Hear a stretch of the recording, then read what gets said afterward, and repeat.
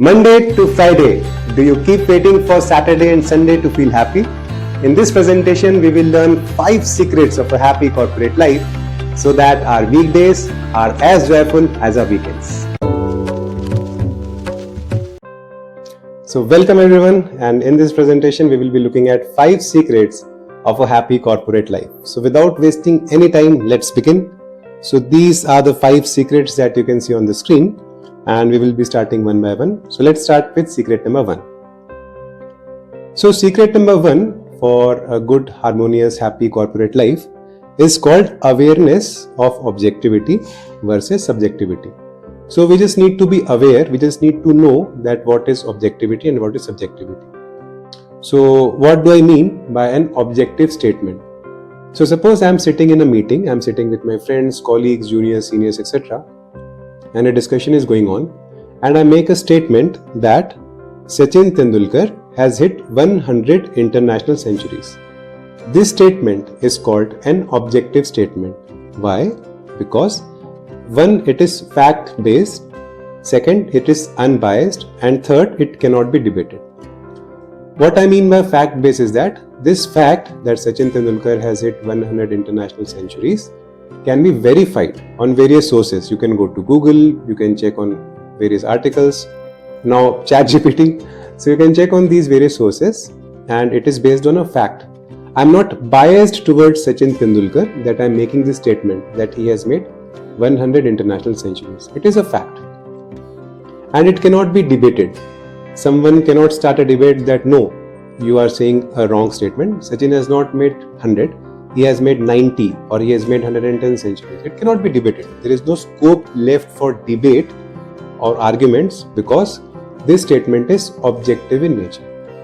Whereas now, assume that I am in the same meeting, and rather than making this statement, I make a statement that Sachin Tendulkar is the best player of cricket. This statement is called a subjective statement. Why? Because it is perception based. It can be biased and it can be debated. So I can just perceive Sachin Tendulkar as the greatest player of cricket, and a debate can start. So someone of you can say that Sachin Tendulkar took around, I don't know the exact numbers, maybe 460 to 470 matches to make 49 ODI centuries, whereas Virat Kohli did it only some 270 or 280 matches or so. So a debate can start that Virat Kohli is a better player than Sachin Tendulkar in ODI. Or someone can say that the test average of Sachin Tendulkar is around 54, 55, and for Don Bradman it is around 99. So Don Bradman is a better player than Sachin Tendulkar, and this debate can go on endlessly. So the point I am trying to make is that arguments are due to subjective statements. So in the 13 years of my corporate life, I noticed and I realized that every single argument that I landed into, that I entered into, was due to my habit of making subjective statements. So if I stick to making objective statements, there are less chances of arguments and we have more harmonious relationships. So there are certain checkpoints that we can do based on the secret. The first checkpoint is, so in a day, after the day ends, just check that in a day, how many subjective statements or comments are we making. If it is on the higher side, then we may need to reduce. And the second checkpoint is, the next time, just before entering into an argument, like your blood is gushing, blood is boiling, and now you want to prove yourself right, you want to prove your point, and you're just entering into the argument, just at that point, just become aware and check internally whether the point on which you're just about to start an argument and probably spoil your relationship is an objective statement or a subjective statement. You just need to check at that point. So here, I don't say that you have to ignore your indifferences or you don't have to enter into arguments at all, or you have to be doormat of someone.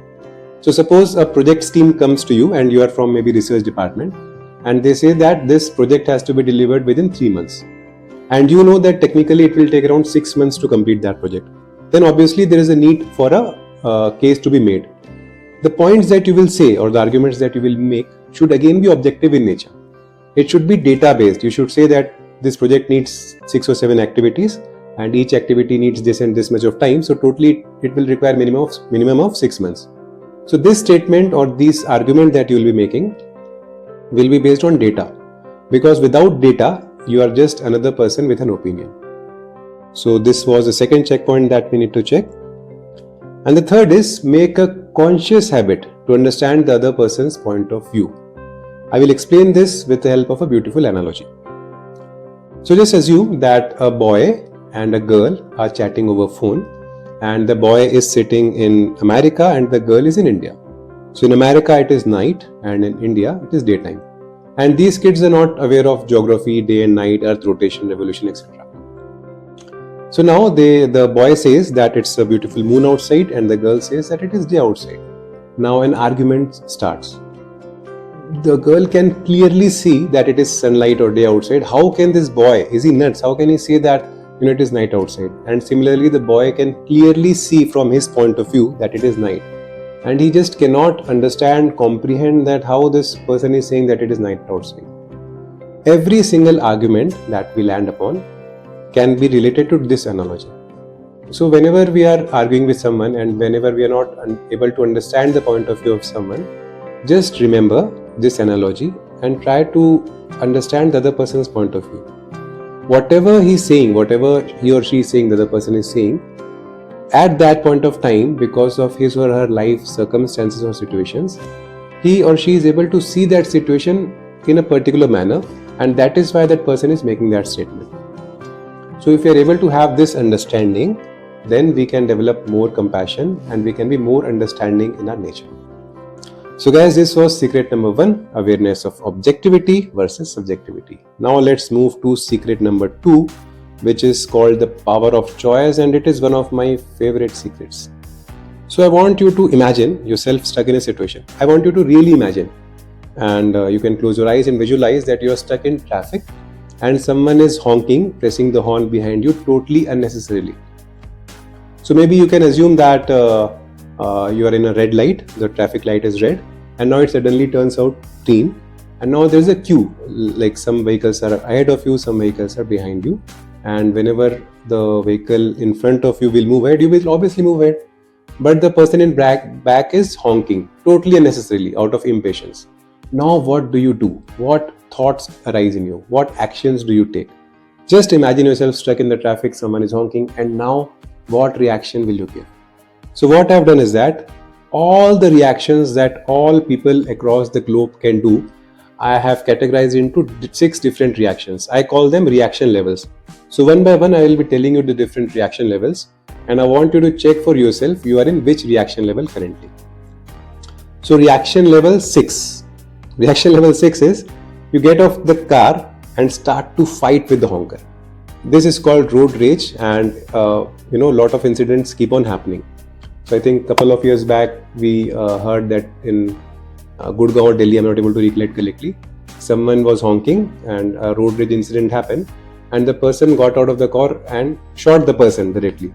So this is like an extreme reaction obviously, but we see many times when we are traveling to commute or we are going somewhere, we see that people are fighting with each other because of this road rage. So in corporate life, luckily we will not be encountering people with reaction level number 6, and I hope that you and me we are not in this reaction. Now reaction level 5. Reaction level 5 is you do not physically fight with the honker, but then you turn back and verbally abuse the honker. You say very good, nice, goody words that I won't be able to see on this YouTube platform, of course. And we see this happening quite a lot, don't we? Like whenever we are traveling, we see so many people arguing, showing each other eyes, hand gestures and all. It's very common. But I will still assume that in corporate life, in the people that we encounter, our juniors, our seniors, our colleagues, may not again fall in reaction level 5. Now reaction level 4. Here is from where my personal journey starts. Most of the times my reactions are at reaction level 4. So reaction level 4 is you do not verbally abuse the honker, but mentally you abuse the honker. You say goody words to him. यार इसको अकल नहीं है क्या? Doesn't he knows how to drive? Doesn't he has any patience? A verbal story starts in your mind. You are just not able to accept the situation and you are like constantly in your mind abusing the person, and maybe you start a mental dialogue within yourself. Reaction level 4. This is very common. I'm very sure that many of you listening to this right now must be experiencing this at least 50% of the times. Reaction level 3. Reaction level 3 is, reaction level 3 is, you can assume that you've just been to a trip of Goa or a good place and you're in a good mood. So you get irritated slightly, but you choose to ignore the honking. Suppose you're in a car and you're listening to good music, you're in a good mood overall. You don't want to, damage that vibe. So you get irritated slightly. It is not that you are totally unaffected by it. You get affected. You get irritated slightly. But then you say, ki, I'm an intelligent person. Let's ignore this. And you ignore it and move on. Reaction level 3. This also most of us must be encountering.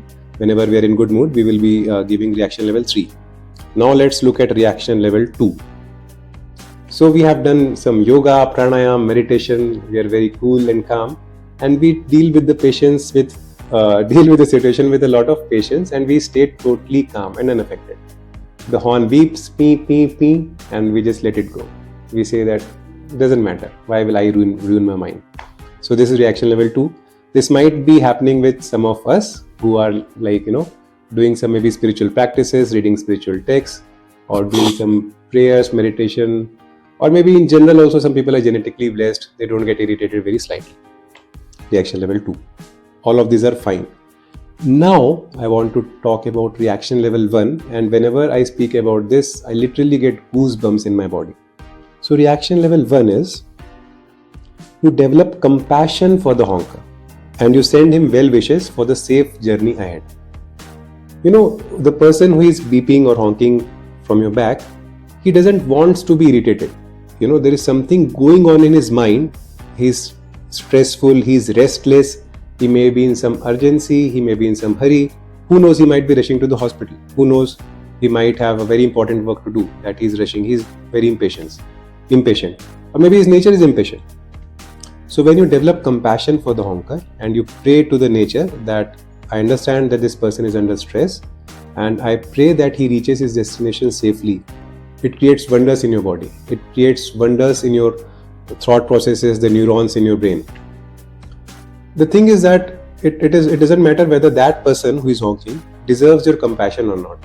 The thing is that you deserve your compassion. So when you are generating these compassionate thoughts, the compassion first of all reaches to you, and then only it can reach to someone else. So this is an amazing reaction. So the secret is called the power of choice, because now you can see there is a list of 6 choices that you can make. You have the power of choice. You can consciously choose what reaction to give if we are just aware, if we are just conscious and mindful that we can choose our reactions. We are not we are not robots or autopilot that someone gives one input and we give a particular output. We can choose our reactions consciously, and hence the term the power of choice. So, right now something might be bothering you. It might be a difficult colleague or whatever. Maybe your boss doesn't appreciate your efforts, or maybe you have a bad cousin or whatever. So just list down, whenever next time you get bothered, list down the 6 different reaction levels that you can give in that situation. And next time, consciously choose the reaction level. I feel that animals maybe possible that they do not have such a level of independence to choose their reactions. They just look at their stimulus around, and based on their instincts, they react in a particular manner. But as human beings, our brains are complex enough that we can choose our reactions consciously. Okay, so I think secret number 2, the power of choice, was useful. And now we move to secret number 3, that is select your behavioral zones consciously. So what do I mean by behavioral zone? There are 2 kinds of behavioral zones. First is called the work attitude behavioral zone. So when we are at office and we are doing our works, we can have 3 different attitudes. First is dullness, like we are not willing to go anywhere, we are just sitting on the seats, we don't want to work and we are just lethargic, dullness. And this happens to people who are in the same job maybe for long and they don't see anything exciting or new. You ask them कि भाई क्या हाल चाल है? They will say कि सुबह हो रही है, शाम हो रही है, जिंदगी यूं ही तमाम हो रही है. These kind of very dull reactions begin. So we have to check consciously that during the day, are we in this dull state? Are we in this state of dullness? The zone 2 is called enthusiasm and zone 3 is overexcitement. So there is a big difference between enthusiasm, that is utsaha, and overexcitement, that is uttejana. So genetically I am the person who is overexcited all the time. So you might be in either of the category. So the point I'm trying to make is that we have to calibrate our minds. We have to keep checking every couple of hours that what work attitude behavioral zone are we in. If we can see that we are in a bit of state of dullness or inertia, then maybe we need to splash water on our eyes, or maybe give ourselves a boost that come on, wake up and do your work. And if we are overexcited, very much excited, restless, then maybe we need to calm down a bit so that we are enthusiastic and not excited. The second behavioral zone is called the self-belief behavioral zone. While doing the work, what are we believing about ourselves? Are we underconfident? Zone 1. Confident? Zone 2. Or are we in a state of overconfidence or arrogance? So we have to keep checking that while doing the work, we are in which zone. So sometimes it happens, and when we get a very difficult work, we feel that, Bapre, ye mujhse na ho payega, we become a bit underconfident. It happens with all of us. So that time we need to remind us that whoever has selected us for the job has definitely seen some merits in us, and that's why we are in this job and that we can do this job. So from underconfidence, we need to do some self-counseling and come into the confidence zone. And sometimes what happens is that we are in overconfidence zone. We are very overconfident, or sometimes that may appear as arrogance also. So that is not a very good state to be. So again, we need to level down a bit and come in the confident zone. And there is a very fine line. You can anytime switch over from enthusiasm to overexcitement or from confidence to overconfidence. So there is a very thin line, and we always need to take care and balance and recalibrate ourselves. So this was secret number 3. And to help us with secret number 3, if we know about the life positions, this is called transaction analysis in psychology. So you can see 4 quadrants on your screen. So this refers to whenever we are interacting with any person, how that energy of interaction is. This can lie in either of the 4 quadrants. The first quadrant is I am okay, you are okay. This is called a happy transaction. So when you're speaking with someone, you're at ease, you're natural, and you see both of you as equals. I am okay, you're okay. We both are human beings, we both are normal employees of the company, and you're having a very happy conversation. I am okay, you are okay. This is the first kind of transactional analysis that happens. The second is I am not okay, you are okay. So this happens when we talk with seniors.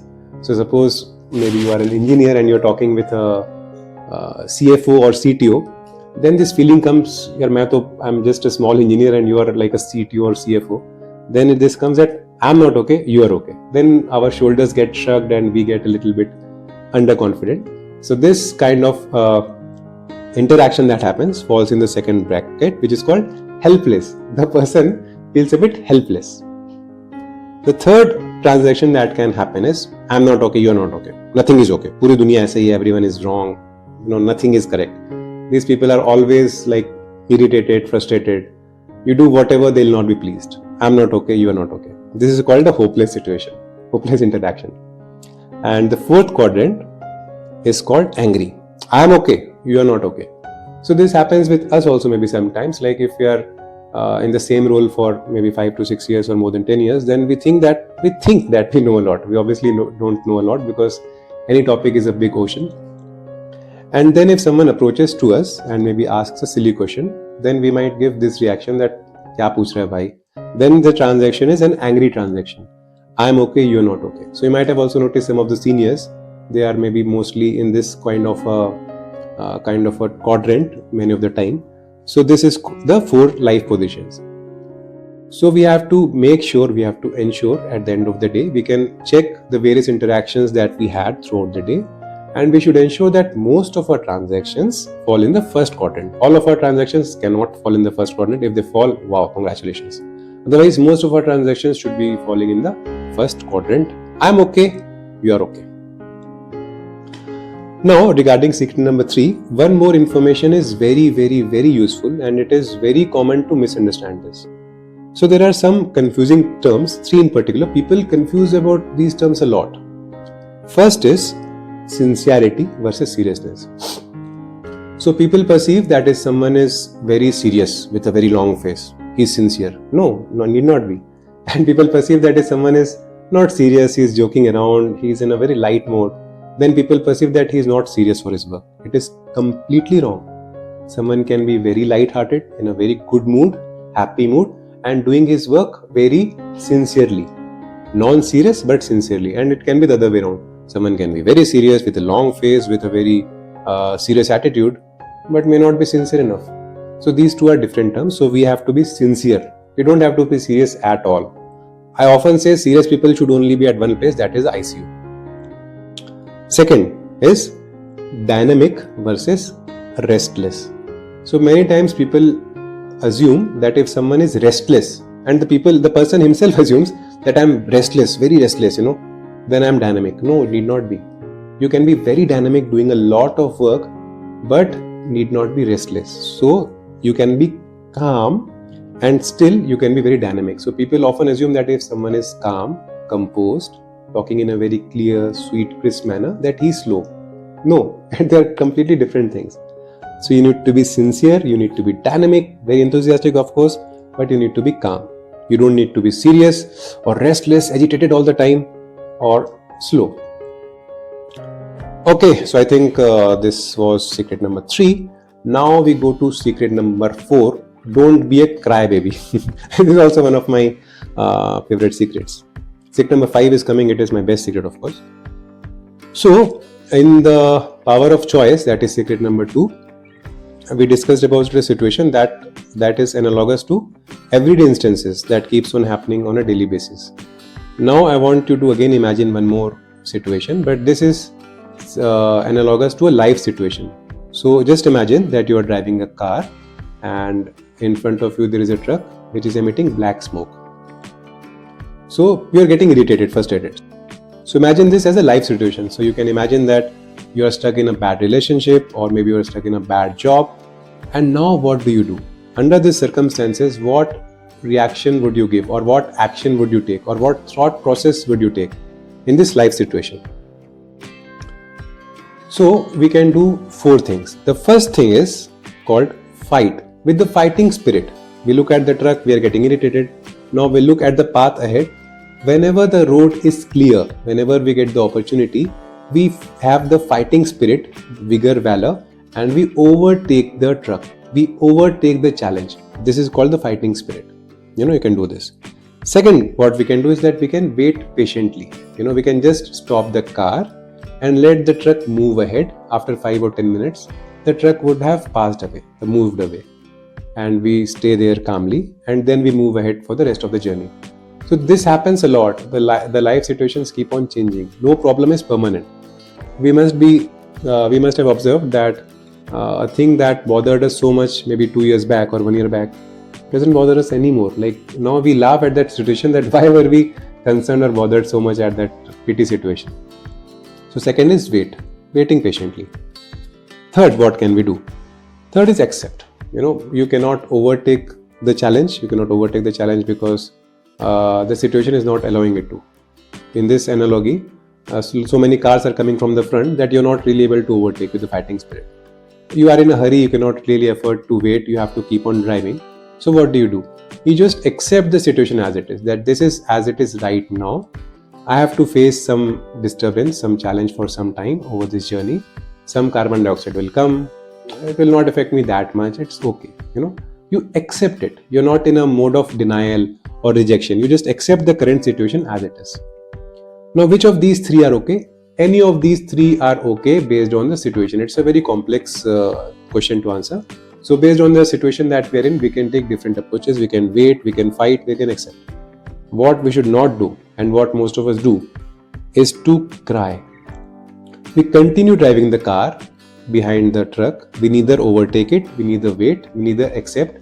We keep on crying that why this happened to me, why me. And with this crying attitude, we continue the journey. We all must be knowing some of the colleagues. When we see that colleague from far, we just say now what must be that person's problem. Some people are always crying about something. This problem, that problem, this happened, that happened. Always they will be having some problem to cry about. So this secret is, do not be a crybaby. People do not like crybabies. People don't want to listen to others' problems all the time. So, but how to come out of this? And I think this is a very, very important point. If we are aware of the 3 most dangerous syndromes, we will naturally come out of this without making any effort whatsoever. So I feel that with these 3 most dangerous syndromes that I'll be speaking about, the entire humanity, 99% of humans are struggling with either one or all of these 3 syndromes. So the first syndrome is called the missing tile syndrome. So what do I mean by a missing tile syndrome? It means that you enter into a room which has, suppose, 1000 beautiful white marbles on the ceiling, and just one marble is missing. 999 perfect, absolute, fantastic, beautiful, fantastically placed, but one is missing. And where does our attention go? On that one missing tile. We completely ignore the rest of the 999 beautifully placed tiles, and our entire focus goes on that one tile, and we say, yeah, ये tile ठीक से लगाया नहीं, काम अच्छे से नहीं हुआ, something is missing. This is missing. It is called the missing tile syndrome. Isn't this the case with our lives? We have so many beautiful things in our life. We'll be having a family, maybe home to live, maybe a job. If not, we have our eyes, we have hands, we have legs. We have so much in our life, so much to be beautiful, so much to be grateful for. But where is our attention focused? On that one missing thing. Something is missing for all of us, and our attention just goes on that one missing thing. This is called the missing tile syndrome. It completely sets off our mood and removes us from that grateful position.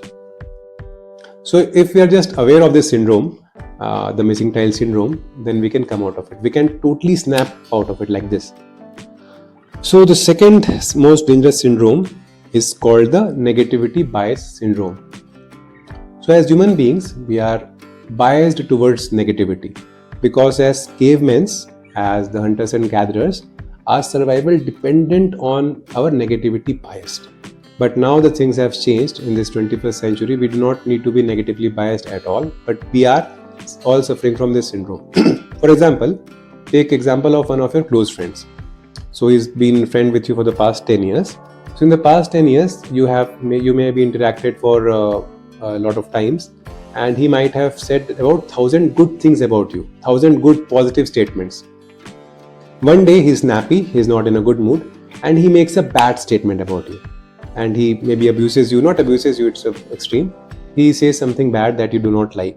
Now that one statement, one negative statement that he said about you or to you, and those 1000 positive statements that he has made in the past, this negative statement will overweigh all the other positive statements. This is called the negativity bias syndrome. Next time when we will meet that person, we will forget about the past 5 to 10 years, whatever good things happened, all the interactions. We will just remember the past one bad interaction. So this is called negativity bias syndrome. So we should be aware that we are not suffering from this syndrome. And the third most dangerous syndrome is called the victim mentality syndrome. So you must have noticed that whenever someone sympathizes with us, it gives us a little solace for some time. But long term, it is no good. Whenever someone says, "Arey, bahut bura hua aapke saath," so it gives some kind of a temporary relief, I don't know, some fun or enjoyment to play a victim card, to victimize ourselves. But in long term, this will not help in any way. It is the least productive thing to do. So I got a good image from Google, and you can see on the site A that a person is stuck on the island, and with the wooden logs, he has made a help sign. And in the picture B, with the same wooden logs, he has made a boat and just helped himself. So the saying that God helps them who helps themselves, it is very true. And we should never try to portray ourselves as victim. We all will be having a lot of problems in our lives. Need not be that we need to highlight it or tell it to everyone. Of course, if we need some genuine advice or guidance, we can tell it to some good friends and share it with others so that we get valuable advice. But always trying to victimize ourselves is a very, very, very bad idea.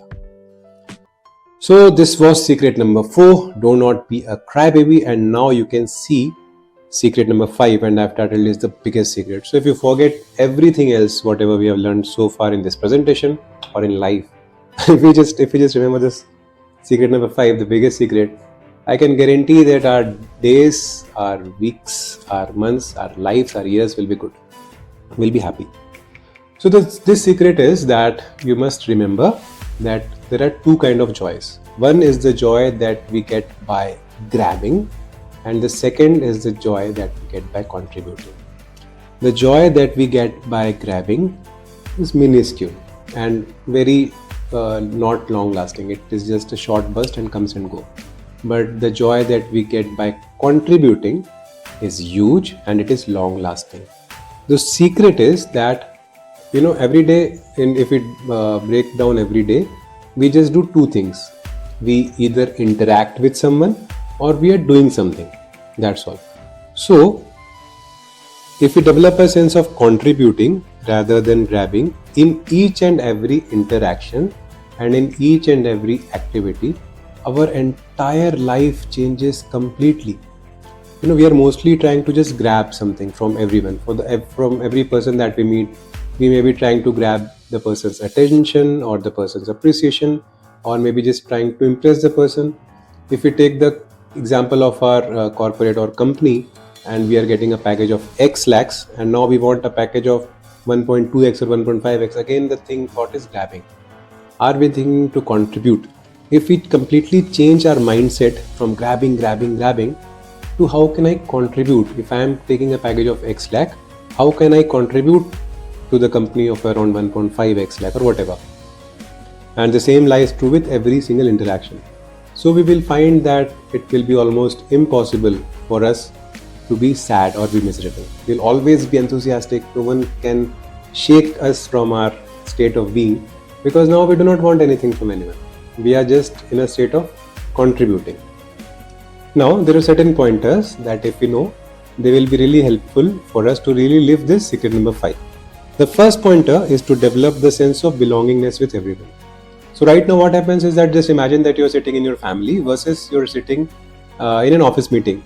So when you sit with your family, your body language is a bit relaxed. You're not uptight and you're not struggling internally, and all the muscles and your shoulders are in a relaxed position.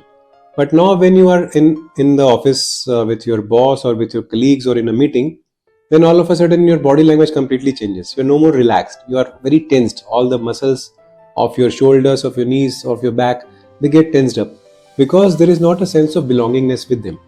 So if we develop our sense of belonging with all of our colleagues, and we see that all our colleagues are just our extended family members, and we have that same sense of belongingness with everyone, we will never become uncomfortable. We will be comfortable in any situation. Second pointer is to replace the sense of entitlement with the sense of humility. It happens that we feel a lot of entitlement all the time. So suppose you go to a restaurant and you ask for an order, and it takes a little bit time more than expected to come, the order to come, and then we become very much irritated. The more entitled we feel, the more irritated we will become. If we look at it in reality, what have we done for the world? Why are we feeling entitled that this should happen to me or I should get this? Just to eat a single morsel of a chapati or rice, an entire ecosystem has worked. Photons from the core of sun have come to the surface of sun. It took millions of years. Then from the surface of the sun to earth, it took millions of kilometers in around 8 minutes. Then in a plant, a beautiful photosynthesis process happened. A farmer who had cultivated the seeds out of so much love. Then a wholesaler who brought it from the farmer to the local shop. Then someone purchased it and made the delicious food, and now you're eating it. So an entire ecosystem has worked out of it. We should be grateful. We should be humble. The sense of humility should be there for everything, rather the sense of entitlement. Third is to show small gestures of goodwill to everyone. So it need not be like very big gestures, of course. It could be as small as someone is wearing a nice shirt. You can just give a compliment that, "Wow, yaar, kya shirt hai? Oh, what a nice shirt." Or someone has got some achievement or applause, you can maybe appreciate them. Or when you're entering into a room, you can just keep the door open for someone. Very, very small gestures of goodwill, they go a long way. The fourth pointer is to not take things personally or not get offended easily.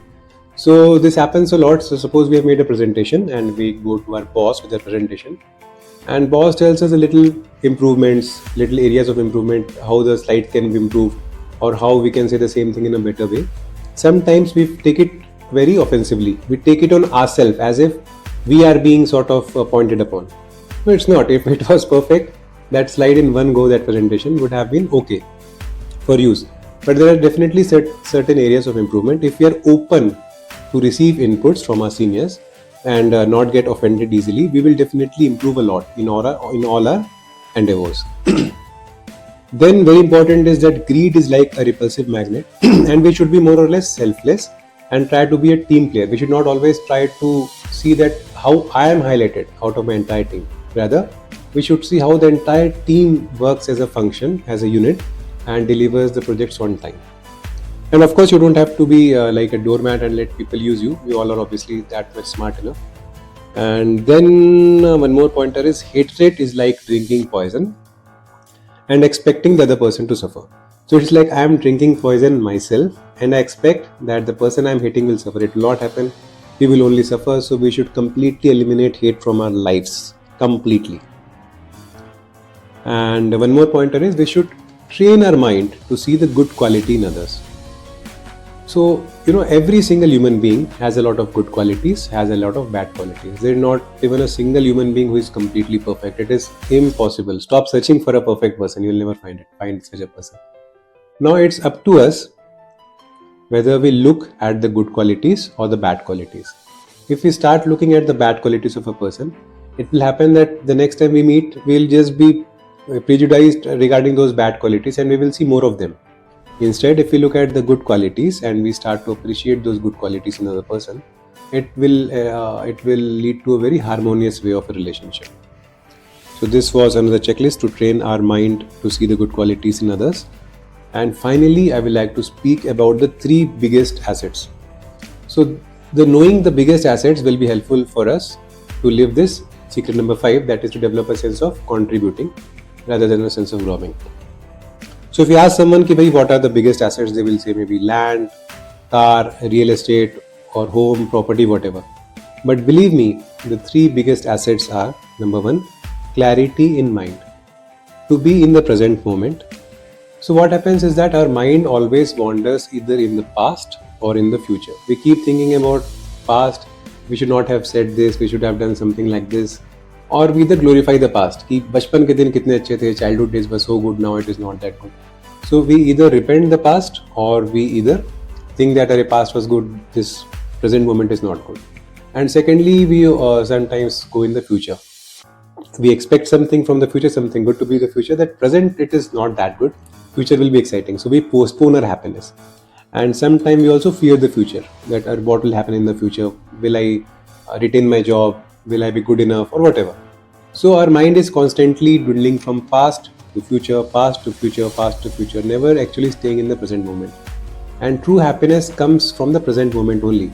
So you must have noticed that the most happiest moments of your life, they were those moments when you were completely in the present moment, when your mind was not dwelling in the past or dwelling in the future. When your mind was completely in the present moment, you were the happiest. So sometimes when we go to a beach, suppose you went to Goa beach and you feel so wonderful, the beach is not the source of joy at all. Otherwise, the people who have the shacks on the beach, they must be happy all the time, but they are not. For them, it is just a normal day. We felt happy because looking at that beach, some novelty, our mind came into a factor of awe and we were just awestruck and we came in the present moment. We were just focused on the present moment and being in the present moment gave us the happiness. So the more we are in the present moment, the more happy, more joyful, more productive we are. And there are 2 practices that I can suggest to be in the present moment most of the time. First practice is called the mindfulness practice. For that, you do not have to spend a single minute extra of your day. What I want you to do is that whenever you're taking a water break, so you're sitting at the office doing your work, now you feel thirsty and now you have to get up from your desk to fill water in your water bottle, come back and drink the water. At that moment, at that very moment, just become aware and mindful that now I'm getting off my seat to take water. That's all, just a single thought. Because what is happening right now, momentum of thought is building up from the morning that you're working, and that momentum is going on increasing. If you now go to drink water without mindfulness, this momentum will keep on building, it will not drop down. But when you take a pause, when you become mindful that I am going to drink water, this mindful break completely breaks the pattern of those thoughts that were erupting. Now, when you get up from the seat, you place your right foot on the floor, then left, right, left. Just become aware of the sensation of your feet touching the ground. It will be mind blowing exercise, believe me. You don't have to spend anything extra. You're anyways going to drink the water. Just go to drink the water mindfully. Then you place right, left, then you go to the tap. You just open the tap and you literally listen to the sound of water flowing in the water bottle. Give a listen to it. Then come back to the seat. Again in the same mindful process. Sit back in the seat and now drink the water very mindfully. You are mindful and aware that I am drinking the water. Let the water sip from your throat to the belly or whatever, and now you feel content. This mindful break, not doing anything extra, doing the same thing mindfully. So whenever you take the next water break, be aware that you have to go to drink the water mindfully, come back and drink the water mindfully. This is called the mindfulness exercise. Second technique I would suggest is called the stop technique. This is a technique from an ancient text which is called the Vigyan Bhairav, in which there are 112 meditation techniques. Out of this one is the most powerful, believe me. So what the stop technique says is that for 30 seconds while doing the work, suppose you are totally engrossed in the work and totally that blood is boiling up that I have to complete it quickly, and you're about to send an email or about to publish a report, just as that moment, stop. You have seen children play the game of statue? Just become a statue. For 30 seconds, just become a complete statue. Just hold your eyes, hold your hands, legs, entire body, freeze it, and hold your breath also. So your eyes, your body, your breath, all three have completely paused for 30 seconds, and you will notice that your mind has also paused. Just becomes clear. Because to run the mind, all these three faculties have to be in sync. So whenever you must have noticed, whenever you go to these, suppose Khau Gali, it's called Khau Gali in Pune. I'm from Pune right now. So there are a lot of street vendors, food vendors who will be offering a lot of food. So there are a lot of options to eat basically. So you must have noticed that our eyes keep on shifting. Should I eat this? Should I eat that? Should I eat? The eyes are not stable. Secondly, you must have noticed many people are very restless. So their hands will be shaking, their foot will be shaking, their body will be shaking. So the body shakes. And third, our breath. Whenever we are not in sync, whenever we are not in the present moment, whenever we are thinking a lot, whenever we are stressed out, our breath is not in sync. We take very shallow breaths. The breath is not deep. So the mind is connected with the movement of the eyeballs, with the movement of the body, and with the movement of the breath. So by stopping, statuing all the three, just for 30 seconds, mind stops. Otherwise, I guarantee you, whatever technique, mind will not stop. Mind keeps on going and going and going. So this stop technique is very powerful. By these two techniques, we will get clarity in mind, one of the biggest assets. The second biggest asset is called sincerity in action. So we should be honest. If we have made some mistake, we should be honest enough to just accept the mistake. Otherwise, we go on in an endless loop to give excuse after excuse, and to cover one excuse, we have to tell another lie, then a complete cycle of lies start. If you have done some mistake, let's be honest enough. Let's acknowledge that, okay, I've done this mistake, next time I'll not do it. So be honest, do not make excuse, do not act unnecessarily. Sometimes we are always in an overacting mode. We are just trying to pretend something that we are not. Let's be completely natural. Let's not pretend, let's not be acting at all. And finally, a very key thing is called Nishkam Karma. Nishkam Karma means that I get the happiness while doing the work itself. The result of the work is not affecting my happiness in any way whatsoever. So suppose if I'm a lyrics writer, suppose, and I write a song and the song get released on YouTube. So while the process of writing the song, I should get my entire happiness, my entire contentment. And irrespective of the number of views that I get. If I get 1 million views on that song, it's alright. If I get 1 views, it's alright. My happiness is not dependent on the result of the action. It's called Nishkam Karma. So we do the work very sincerely. We are not dependent on how much, what grade are we getting, how much bonus are we getting. Believe me, things will automatically fall in place. But if you are focused on the result, then things fell out of place. This is the biggest irony in life. If you do not worry about that outcome is very good. If we keep on worrying about the outcome, outcome is not. Believe me. Third is called purity in heart. So we don't have to lie. We have to be friendly with everyone. We don't have to be always in sort of a supremacy mode, and we don't have to judge others. We have to have no expectations. Sorry, and finally we have to accept the situations. So regarding expectations or regarding judging others, this is a very big secret. Like, however the person is behaving at that point of time. So suppose the person's age is 30 years. All the inputs that he has been receiving for the past 30 years, and also before that, I mean the genetic tree that he possesses, then his schooling, the person's parenting, the childhood friends that he got, the books that he read, all the inputs that he has got in the past 30 years, all those inputs summation is now the output of the person. So whatever a person is saying at that moment of time, actually there is a whole 30 years of input that has come to that. So if we are judging someone, that means we are judging the entire 30 to 40 years of input. So we should have that sort of understanding that whoever is behaving in any way, we should be non-judgmental. And you see, we feel the most sort of at peace at home at three instances. One, when we are with small babies. Second, when we are at nature with trees. And third, whenever we are with a very sort of an enlightened person. So what happens is that these three entities are not judging us. A baby is not judging us that how are we successful or are we a failure, or are we intelligent or are we stupid or dumb. A tree doesn't judge us, nature doesn't judge us, and similarly an enlightened person, they have a sort of acceptance or non-judging attitude. So whenever we encounter non-judging attitude for us, we feel energized.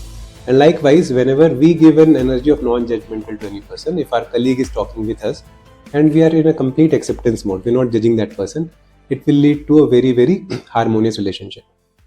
So guys, these were the 5 secrets. So I think now we have come to the end of this presentation. Thank you. And if you found out this presentation to be helpful for you, I have a task for you. As you can see on the screen, be the reason someone smiles today. Thank you so much.